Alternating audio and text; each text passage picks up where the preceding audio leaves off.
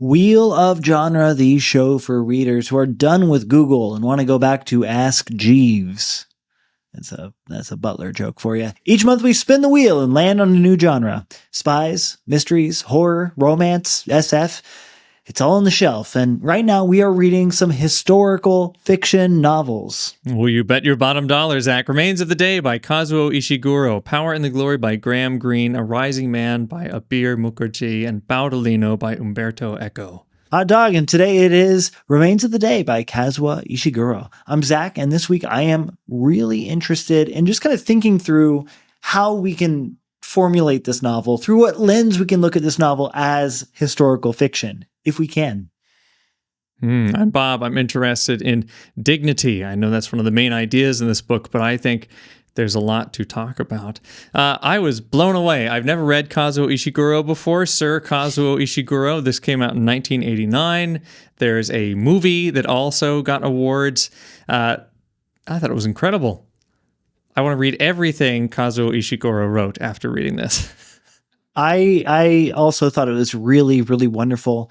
For some reason, this was never... this is a very famous title, but it was never the book that people recommended that I read. So I feel like after reading this, there's a lot more to discover with this author. So Zach, you said whether or not, we could talk about this as historical fiction. I was also thinking about it as romance. We are more familiar with romance. We've spun the wheel and landed on romance quite a few times now. And I think there is a sad kind of romance going on here between our main characters. We have Stevens, who is a butler. He used to be a butler for what seemed like a very dignified, important English gentleman, and then now he's a butler for some American named Faraday who just wants to live like an old English gentleman. He's become like a fake butler almost. He's in the twilight of his career when he's telling us this story. But I feel like the romance between Stevens and Miss Kenton is very prominent here. Yes, but it's such an interesting way to tell it because this is a book that is primarily told through first-person narration, and yet it's not in the moment. It's the butler reminiscing upon his life. It's almost like told through it's memoir, really. It's his memories that he's thinking through while he's on a road trip through the English countryside.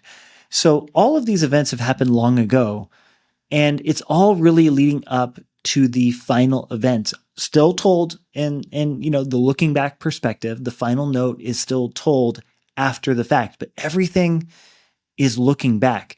And what is so interesting is that in many ways, the first person perspective is the least trustworthy. It is the least trustworthy. He's not telling us any lies. He's not someone trying to pull the wool over our eyes, but there are certain things that he does not say, or the way that he says them. It's almost as if it's taken for granted what he says for him, and there is no other option. So take the romance, for example. There are many conversations between Stevens and Miss Kenton, and even when he's reflecting back on them, he will only give us little glimpses. For example, he says, and at one point, I'm sure that if I had opened the door, I would have found her crying.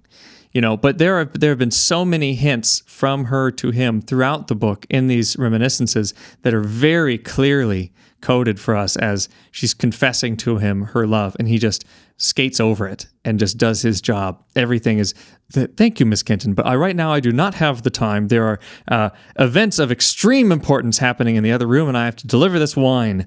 He does not lie, but nothing he says is really the truth. I do have to wonder how much he actually sees. There is this strong element of almost what I would call maybe repression. There's a sense in which his mind appears to be incapable of reading the signs that are being presented to him, nor is it aware of how he himself behaves. Two examples of us really understanding the truth of the situation from how other characters respond to what he says include, when he tells the new American lord with quotation marks that he's going on a motoring trip and the American lord says, "Oh, I didn't know you had a lady that you were interested in." He says, "Oh, no. But to the American lord's eyes, to Faraday's eyes, it's so obvious what he's doing. He's going off to reconnect with an old flame, even if it's a flame that never truly kindled. but he denies it overtly. I also suspect that he denies it internally. It's up to us as readers to really understand that, no, this other person is calling it exactly how it is. The other example I wanted to point to was when Miss Kenton tells him that she is getting engaged. He says, "Oh yes, very nice. Congratulations to you." Yeah.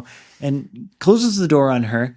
And then later she comes out and she's like, "Are you trying to prevent me from going on vacation?" And he says, "Oh, I don't know what you're talking about. I couldn't possibly have any idea." And she says, "You've been in the kitchen stomping around and slamming things as you've cooked, whatever." And he's like, "I have no idea what you're talking about." And I do get the sense from the way it's written, I do get the sense that he literally has no idea what she's talking about. He doesn't realize that he's throwing a tantrum. He can't allow himself to feel these things consciously. My favorite part when she's kind of coming on to him and she visits him in his pantry and he says, "Okay, the butler's pantry is like the most important part. If the pantry falls, the whole manor falls." And he says, "I was supposed to be off work and I don't want anyone ever to see me off work. That is my own, not even like people who are in my station or people I work with. No one ever may see me off work." And so he's very upset. But he's reading something, and she keeps coming closer and closer, saying, "What are you reading? Is it a little bit risque?" He says, "Why? I've asked you to leave already." She gives him another hint, like, "Oh, do you think it's going to be corrupting? Is it too much for my eyes?" He says, "No, get out of here, get out of here." He does not see that this is a romance, about to happen. And he's even reading a romance book. He's got it in his hands, and he tells us, "No, I'm not reading it for romance. I'm just reading it to brush up on my English." What? Yeah. Well, okay. So this scene really ties together so many moments that unfortunately we haven't had a chance to talk about yet, but his ideas about dignity, which he summarizes as never be caught with your clothes off, always be the role that you're performing. And another moment where he says the best parts of the day are what he calls the remains of the day, the time of the day when there's nothing left to do as a butler, which presumably means the moment that he can finally take those clothes off.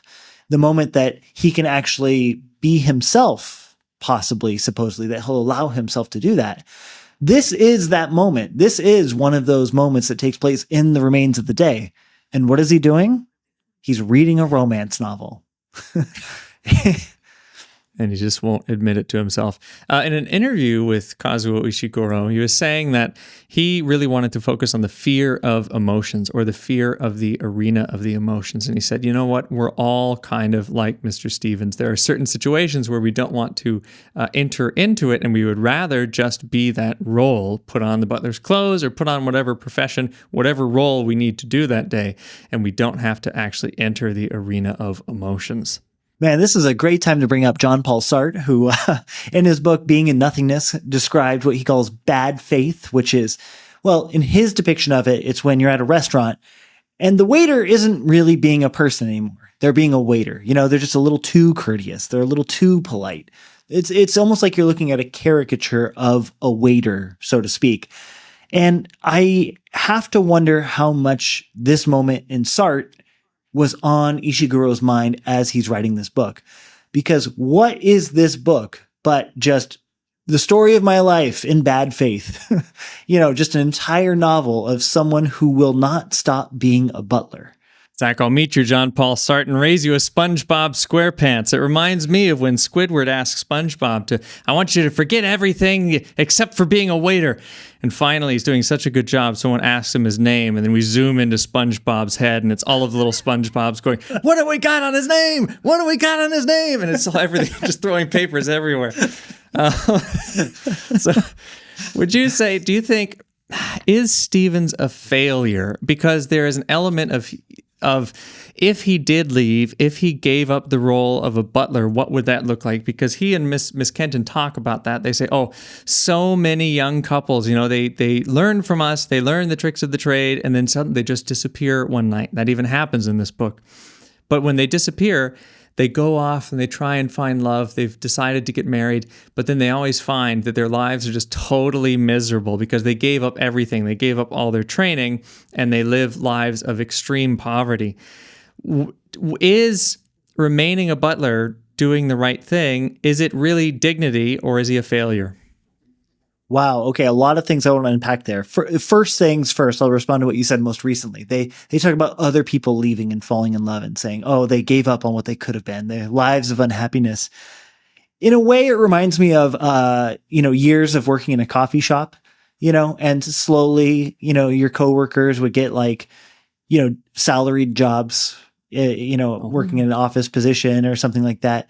And the people, after that person left, there would inevitably be that conversation where they'd be like, don't they know that they're giving up their freedom? Don't they know how unhappy they're going to be working with stable employment where you don't have to beg for tips? Insurance. Yeah. Don't they know how unhappy they'll be with health insurance? So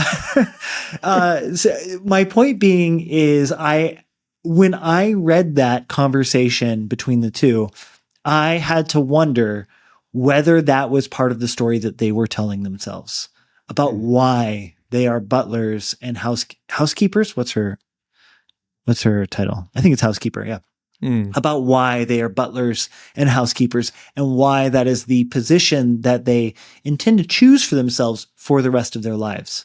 But then is that dignity? Because if he's saying it's never taking your clothes off, they're doing a really good job of that. They're saying, okay, we will remain the roles that we are. Even if we see these other people, we're not going to follow in their footsteps. We have made a decision. We will be loyal. We will serve the people we've decided to serve, and we will remain dignified in doing so. Yeah. And I think that goes back to your original question of, are they failures? Is he a failure for even at the final moment, the climactic scene where she explicitly declares her love, he glazes over. He turns back into robot Stevens. Is he a failure? Well, if you consider the goals that he set out for himself from essentially the start of his life, his father's a butler. His father taught him about dignity. He's a man who reads journals of butlering. You know what I mean? He's up on the academic debates about how to be a good butler. This is a person who has said from the get-go that he wants to achieve the process of becoming a dignified person. He wants to look back and feel like he's never once lost his dignity. Does he do that at the end of the story? Has he achieved that? By God, I think he might. Can we say he's pathetic? Possibly. But can we say he's a failure? I don't quite think so. Do you think that's why this is literary fiction versus romance? Because this is a very similar plot to the third book in the Rebel Blue Ranch series, Lost and Lassoed, where Teddy Anderson and Gus Ryder, I mean, yes, it's quite a bit different, but the main idea is, no, we can't get together. We can't get together. We have to keep telling ourselves this is not the right thing. They have roles. I mean, Gus Ryder has to be the strong big brother. He has to keep everything in order. The most touching scene is when he finally tells his dad, look, Dad, can I have a day off? He's never asked for a day off, and he's going to go and chase Teddy Anderson down.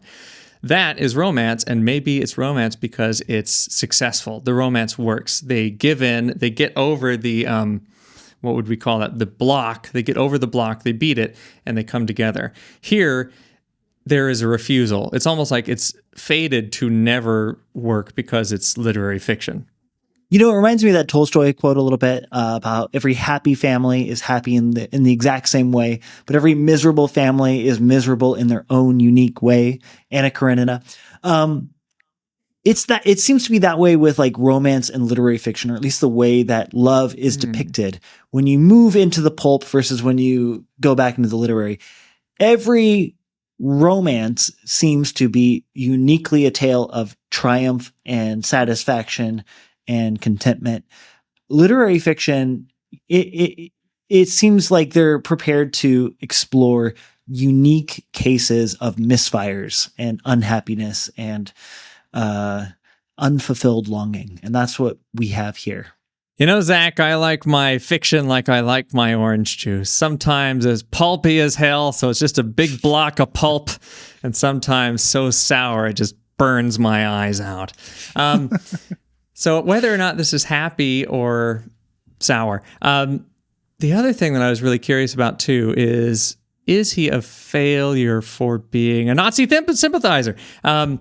So he doesn't seem to Stevens doesn't seem to recognize that is going on. He is confronted with it, a few times, and it's like not clicking for him. It's kind of the same idea of Miss Kenton saying, look, we should be together. He doesn't seem to recognize that Lord Darlington might be a Nazi sympathizer.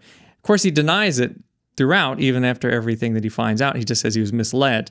But he does some things that are horrible, incidentally. And do you think in being blind to that, in not recognizing it, and just following his dignity, is his dignity a total failure? Oh, like, is the path he's chosen, by choosing dignity, is he actually become a failure of a, fully conscious, self-aware human being? Yeah, possibly, probably. There's that moment at the end where he finally meets back up with Miss Kenton, and he brings up to her that in her letter, she wrote a line about like, oh, I don't know what I'm going to do with my life. When I think about the future, there's this great emptiness stretching out before me. And she says, well, surely you feel like that sometimes, Mr. Stevens. And he says, oh, no. I never do. And she says, but whatever do you mean, Mr. Stevens? And he says, well, I just work and work and work, and I never have to think about the future. So there's no chance for that kind of feeling to come in. The way he thinks about the future, I think, doubles back upon his past. He never once has to consider the meaning of his life, the meaning of the totality of the life, the steps he took to get here. And it's interesting how every single revelation we get, every moment where we catch him saying, a statement such as, my former lord was not a Nazi sympathizer. And then in the very next paragraph, he'll be like, well, there is that one time he did tell us we had to fire all the Jewish housekeeping staff. We seem to be engaging in the process of self-reflection with Mr. Stevenson. And as far as I can tell, this seems to be the first time in his life that he has ever done any self-reflection. And I think it's not a coincidence that this is also his first motoring trip. It's his first time to just sit back and drive and think things through and get kind of lost in memories, because his entire life he's been at the manor. He's been working. He's been busy. Been reading those Butler journals. There is a crack. It starts to break when he leaves Miss Kenton. He tells us, my heart is breaking, when she confesses to him. But he, still remains chipper, cheery. He later goes and talks to, just sitting on a bench with some guy, and they're talking about life, and they both are retired. Well, he's going to retire soon, and the other guy has. And that's when he talks about, as you said earlier, the remains of the day. Wow, it's sure nice. The evening is the best. I've done all my work, and now I can relax. And then he tells him, look, I don't know what to do anymore. I gave my best to Lord Darlington, and that's all there is. I don't have anything else to give. And now, I don't see any point in my life after retirement. And then he says, I can't even feel good about all of the service that I did, because if Lord Darlington really was a bad guy, at least he made his decisions and he tried to make an impact on the world, even if he wasn't really doing it in the right direction because he was misled. All I did was just serve him. Like he says, I can't even say I made my own mistakes. Really, one has to ask oneself, what dignity is there in that? So by only serving someone, his story has been, I have come so close to the greatest decisions of our time because I've been helping Lord Darlington. He's been helping secret meetings with the Prime Minister and the German ambassador. But all of that time, it's been towards something heinous, towards something bad, because the German ambassador has been tricking Lord Darlington all this time. And now he says, well, I didn't even know that. I didn't even get to make my own decisions. What really have I done except for aid someone in doing something bad? Well, there's also, there's that, but there's also this aspect of where he does seem to think of himself as having been an active participant in this. You know what I mean? Like, even though he's a butler, he says, well, I have met these people. I have engaged with them. I can give you a kind of sketch of their personality. And it's not until you see him, throughout the whole time, he denies that he ever worked for Lord Darlington. But then when he goes to that one village, he kind of lets them believe this story of him being in the driver's seat of global affairs. And it's interesting because I had to wonder if this was actually the moment where he was allowing himself to share maybe how he himself thought about himself.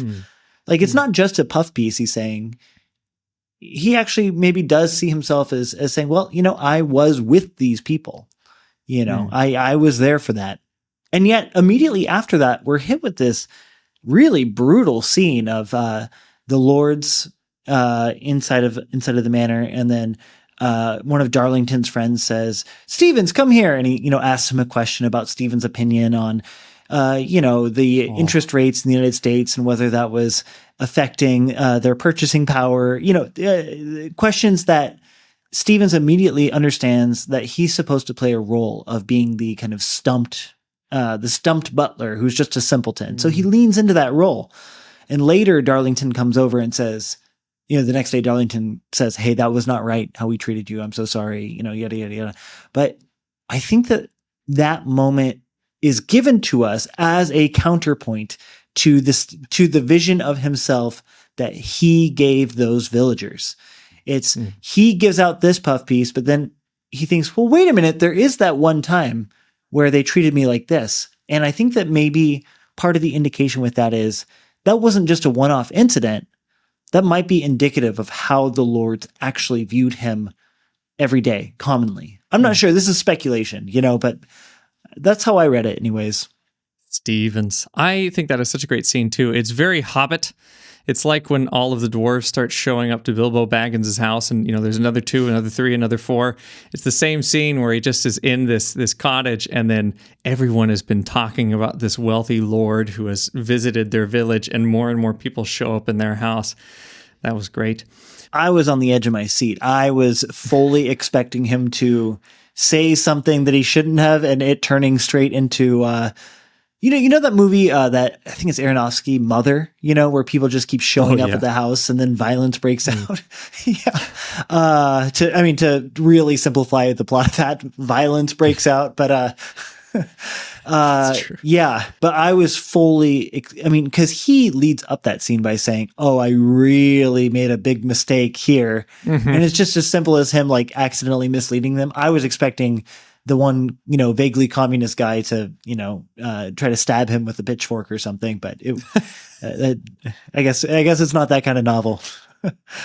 Well, that guy I think is very interesting, Mr. Harry Smith, because they start talking about their opinions about all these things. One of the guys kind of not even a politician. He's just interested in politics and trying to get the others interested in politics.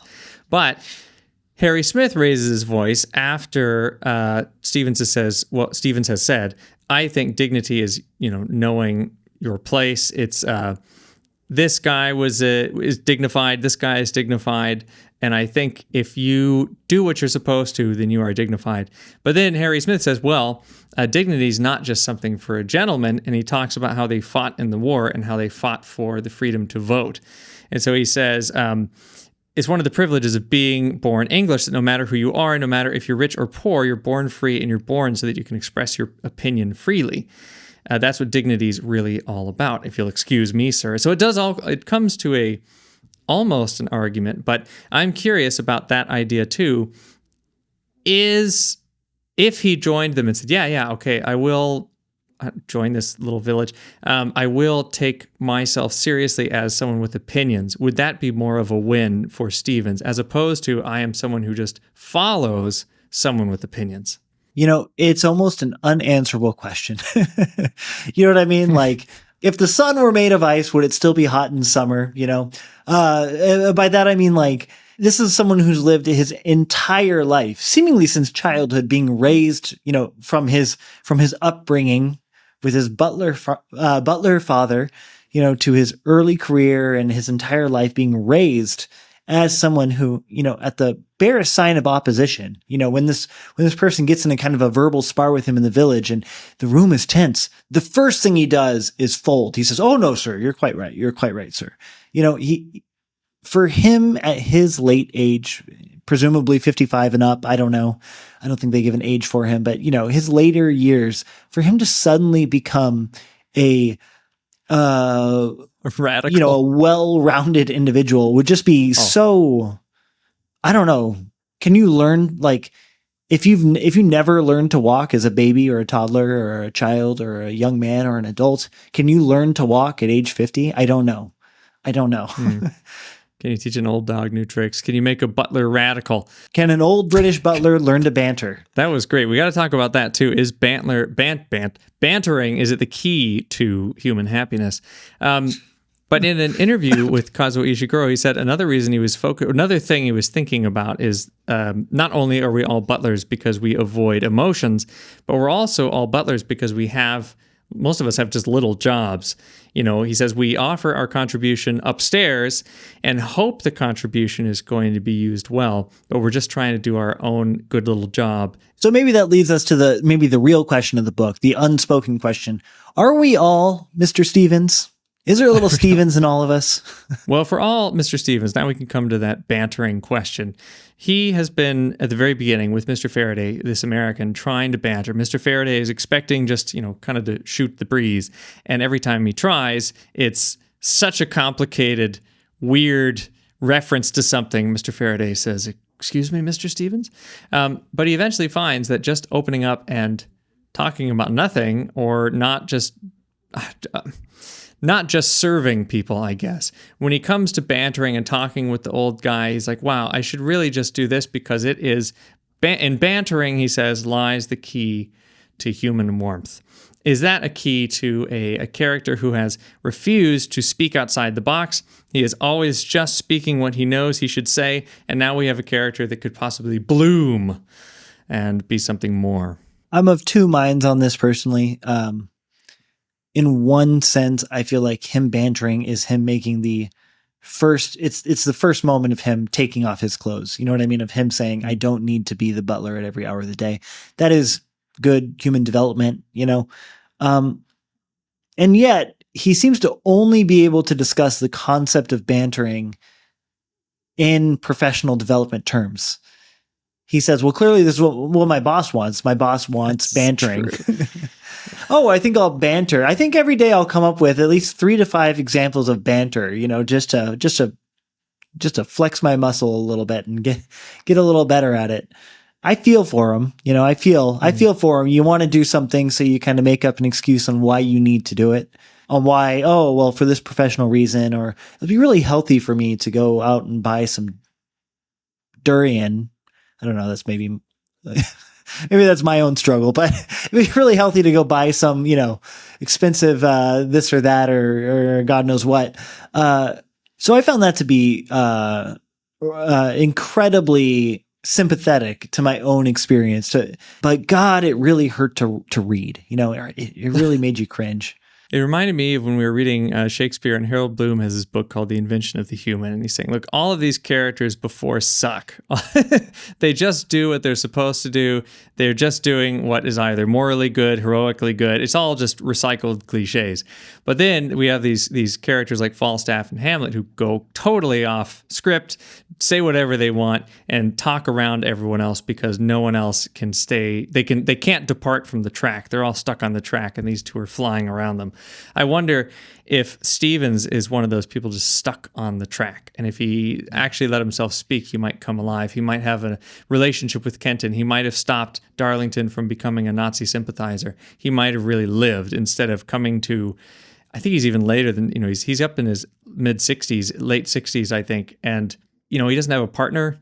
He hasn't experienced anything like that. He's just always been the butler. He's been living in bad faith his whole life. So we are reading this book in conjunction with 3 other books, all kind of historical fiction, mostly really, historical fiction to varying degrees. They're set in history. Maybe that's the best we could say. But I do think that we can fundamentally look at this through the lens of the genre of historical fiction and maybe pick apart a little bit. How does this participate?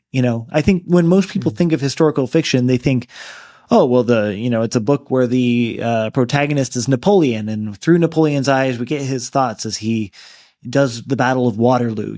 That's definitely, I think, the most primary stripe of historical fiction. This is not that. So how would you, I guess, justify or deny this book's place within that genre tradition? Well, I think it's very topical. Downton Abbey was popular just a few years ago, and that is mostly big things happening to rich people, talking about them, looking in the newspaper. The first episode is talking about the Titanic, And then you just get little glimpses of history, and then it becomes just house politics. One side talking about things that actually affect them, and the other side mostly talking about the politics within the house. And here, it's interesting to have someone who is passionate about helping Lord Darlington and passionate about being involved in politics, but only as a servant. And we get little tiny pieces of what's going on. But it's also interesting to have someone who so completely refuses to get involved in it, because even when Darlington's godson, Reginald Cardinal, when he comes up and he starts telling Stevens about what is really happening, he says, look, the prime minister is there, the ambassador to Germany is there. What he's trying to do is circumvent all of the procedures to make sure the prime minister and maybe the king, maybe the queen, the royalty will go over and talk to Hitler. And they're trying to avoid having Parliament know that. They're just going to ship them over. And that's what Darlington's trying to do, to get them in the hands of Hitler. But Stevens just says, that's none of my business. Yeah. So we have this almost window into historical fiction, but our narrator refuses to be that window for historical fiction. It's always indirectly told to us. It's always in the background. It's always the context. It reminds me of those stories where you have kind of a minor character, like maybe a fool, perhaps, who's really kind of bearing witness to the history. We're getting these major events, but through the eyes of someone who's nothing, or possibly even less than nothing. Maybe a good example of this would be James Clavell's Shogun, which we read, a few months ago, several months ago, maybe at this point, where you have, the sailor who washes up on the shores of Japan and really becomes the right-hand man for the person responsible for the Meiji Restoration, or at least we see history unfolding through this outsider character's eyes. My point being, somehow that's also not what this book is. like this book is that we are getting a minor character telling us about these great events, about the relationship between England and Germany, and yet our protagonist doesn't even want to talk about it, doesn't even want to look about it. It's just him thinking about his life as these things are going on footsteps away, as he's bringing coffee or cigars to the people who are actually making history happen. But at the same time, I totally understand his position, because I have no place in history. I don't know much about history. And when he's talking to all of the people in the village, he just keeps referencing the people that he's met. I've seen Churchill before. I've served Churchill. He doesn't tell them that. He just says that I've been involved in things in the room when Churchill was in the room. And they say, oh, you must be a really important mover and shaker. But he's just content to be able to say he's seen the person. So I kind of feel that as my own role in history of, I will never have an actual impact, but maybe I'll be in the same room with someone at some point.